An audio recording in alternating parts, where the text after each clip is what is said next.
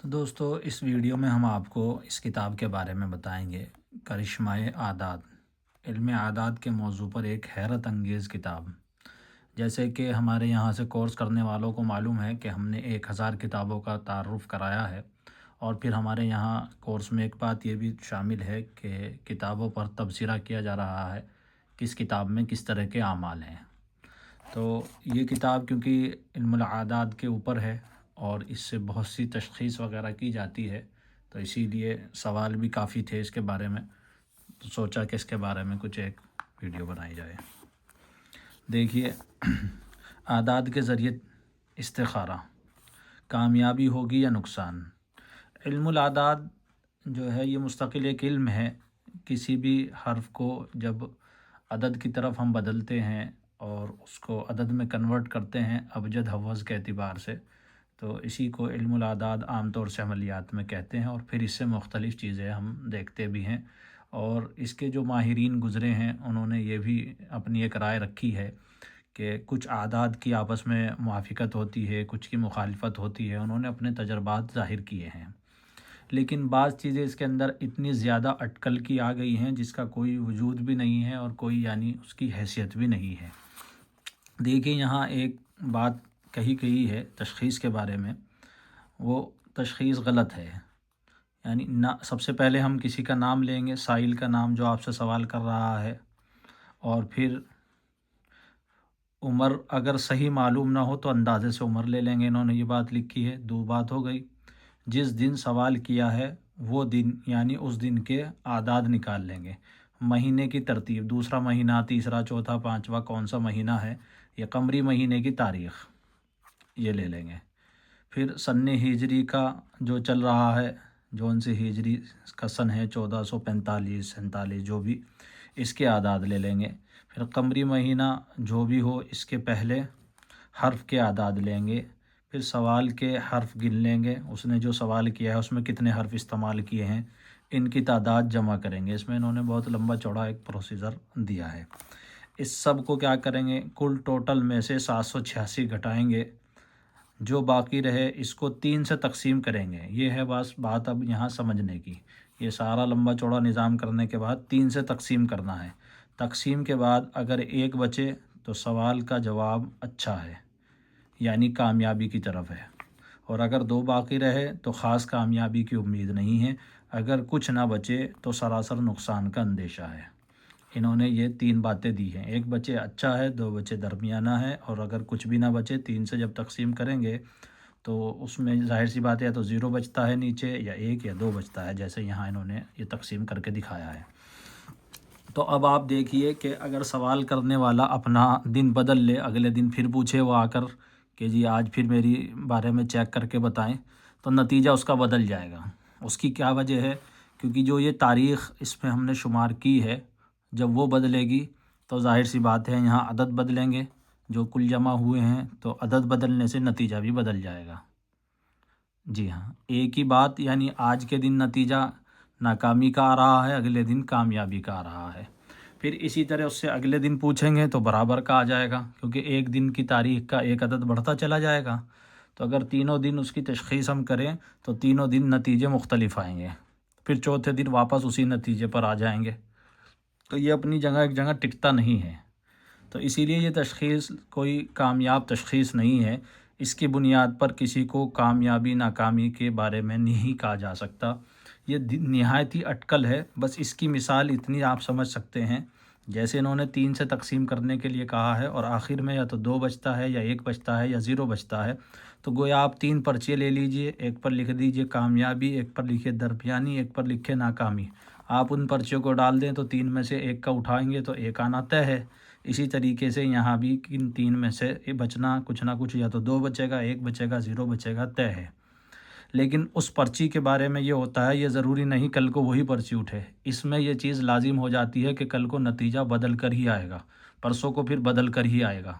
تو یہ قرہ اندازی سے بھی اس حیثیت سے ہلکی ہو جاتی ہے تشخیص، کیونکہ اس کی تشخیص فکسڈ ہو گئی، اور ایک کام جو بندے کے لیے صحیح نہیں ہے تو اگلے دن وہ فوراً صحیح ہو جاتا ہے، اور اس سے اگلے دن وہ سمجھیے درمیانہ ہو جاتا ہے، اور پھر واپس وہ وہیں آ کر کھڑا ہو جاتا ہے۔ حالانکہ کوئی ایک لمبا سفر کرنا چاہتا ہے، 2-3 سال کے بارے میں وہ دیکھنا چاہتا ہے، اپنی کامیابی کے بارے میں یا کچھ اور ایسی چیز، تو وہ اس کی کامیابی کا اس پر دار و مدار نہیں ہے۔ جو عاملین اس سے تشخیص کرتے ہیں، میری وہ مثال سمجھ گئے ہوں گے۔ اتنی زیادہ کچی چیز سے کسی کو پکے وعدے اور دلیلیں نہ دیں، تو اس کی تشخیصیں دوسری ہوتی ہیں۔ استخارے کے طور پر آدمی معلوم کرے، جو رجحانات ہوں وہ بتائیں۔ دوسرا عمل آپ اس میں دیکھ سکتے ہیں، استخارہ بذریعہ اعداد انہوں نے دیا ہے۔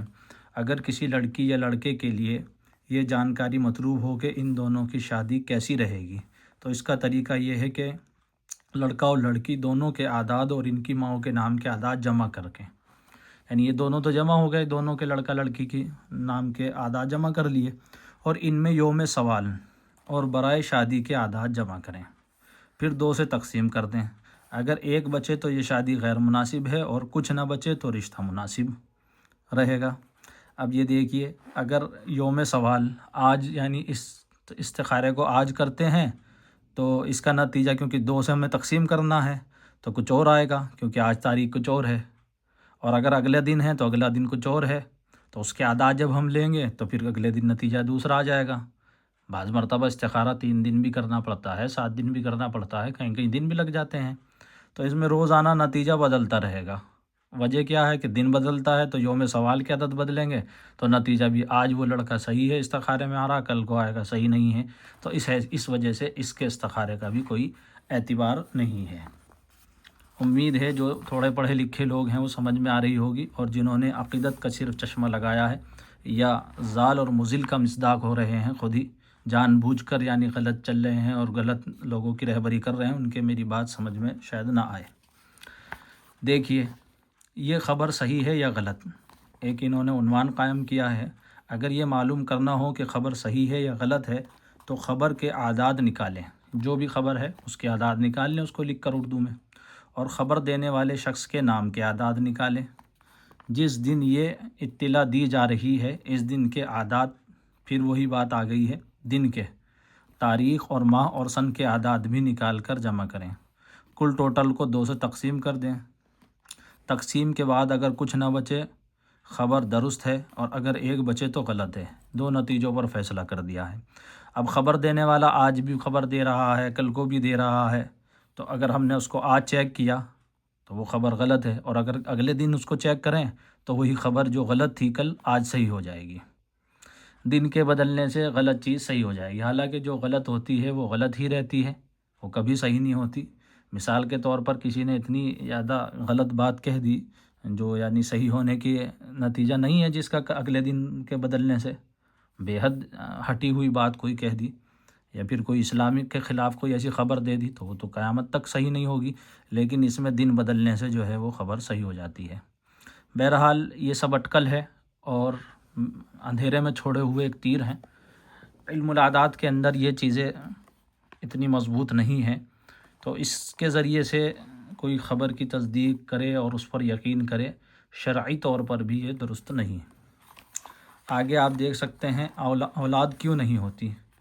یہ اولاد کیوں نہیں ہوتی، ایک عنوان قائم کیا گیا ہے۔ عورت کا نام، ماں نام شوہر، اور ماں نام والدہ، یہ 3 چیزیں اس میں لینی ہیں۔ عورت کا نام لینا ہے، اس کے شوہر کے نام کے اعداد، اور اس کی والدہ کے نام کے اعداد، اور جس دن سوال کیا ہے اس دن کے اعداد، تاریخ، ماہ، سن کے اعداد جمع کر کے 4 سے تقسیم کرنا ہے۔ تقسیم کے بعد اگر ایک بچے تو عورت بانجھ ہے، یہ دیکھ سکتے ہیں۔ 2 بچے تو رحم میں کچھ نقص ہے، اور اگر 3 بچے تو مرد میں کچھ خرابی ہے، اور اگر کچھ نہ بچے تو عورت پر آسیبی اثرات کا غلبہ ہے۔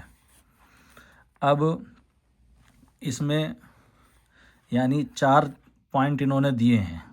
جب ہم 4 سے تقسیم کرتے ہیں تو یہ بات جو حساب کتاب جوڑنا گھٹانا جانتے ہیں، یا تو 3 بچے گا، 2 بچے گا، 1 بچے گا، یا 0 بچے گا، ان 4 میں سے ایک کچھ نہ کچھ بچنا لازم ہے۔ تو انہوں نے یہاں دے دیا کہ اولاد کیوں نہیں ہوتی، ٹھیک ہے۔ اب انہوں نے 4 وجہوں کو 4 چیزوں میں تقسیم کر دیا کہ تقسیم کے بعد 1 بچے تو عورت بانجھ ہے، 1 میں تو بانجھ فکس کر دیا، اور 2 بچے تو رحم میں کچھ نقص ہے، ٹھیک ہے، اور اگر 3 بچے تو مرد میں خرابی ہے، اور اگر کچھ نہ بچے تو عورت پر آسیبی اثر ہے۔ حالانکہ کبھی کبھی ایسا ہوتا ہے، سب کچھ ٹھیک ہوتا ہے، نہ آسیبی اثر ہوتا، نہ مرد میں کمی ہوتی، نہ رحم میں کمی ہوتی، نہ عورت بانجھ ہوتی، اللہ کے حکم کی دیر ہو رہی ہوتی ہے، اور کچھ سالوں بعد ہو جاتا ہے، کسی کے 21 سال بعد اولاد ہوئی ہے، کسی کے 9 سال بعد، کسی کے 10 سال بعد، اور ان چاروں میں سے اسے کوئی دقت ہی نہیں تھی، تو وہ آپشن تو انہوں نے اس میں رکھا ہی نہیں۔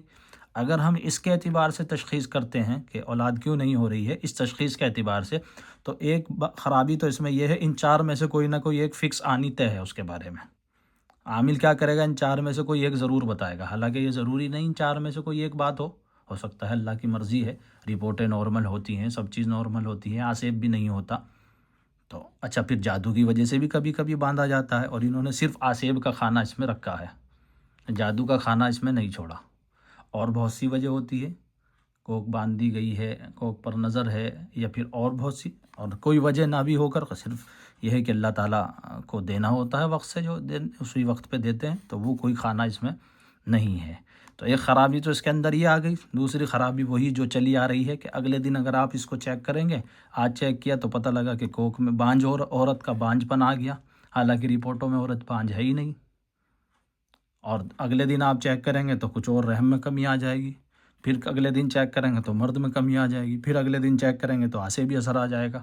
تو ایسے ہی یہ نتیجہ گھومتا رہے گا، کہیں ٹکے گا نہیں۔ تو یہ تشخیص بالکل فیل ہے۔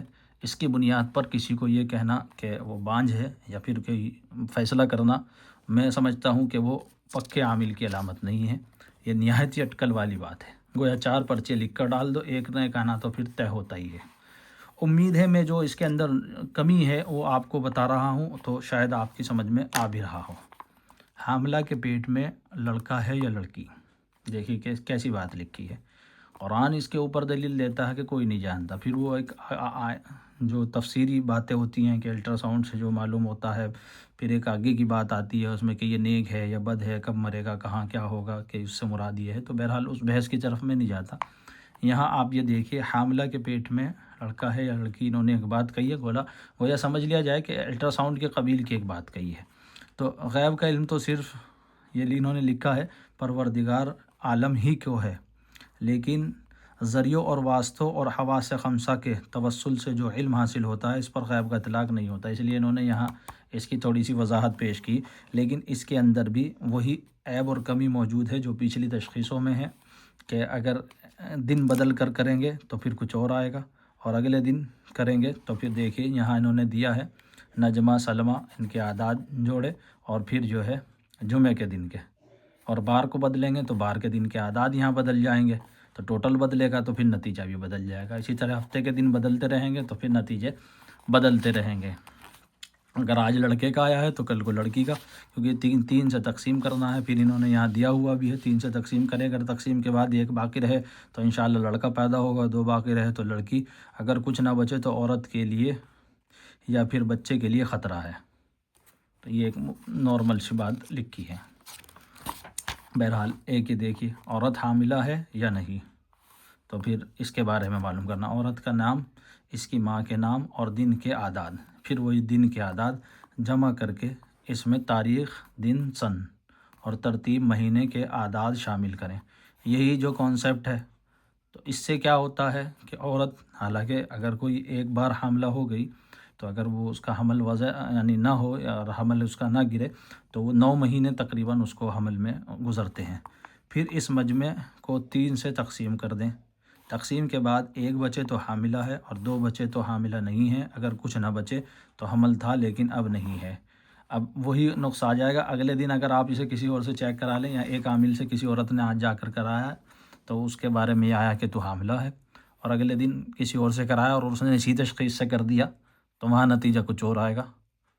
اور پھر اگر کسی اور سے کرا دیا تو پھر اسی سے اس نے اگر کرا تشخیص سے، تو وہاں نتیجہ کچھ اور آئے گا۔ یا ایک ہی آدمی اس تشخیص سے بار بار کرے گا تو روزانہ نتیجے بدل جائیں گے، حالانکہ روزانہ ایسا تو ہوگا نہیں کہ آج وہ حاملہ ہو، کل کو نہ ہو، پرسوں کو پھر ہو جائے۔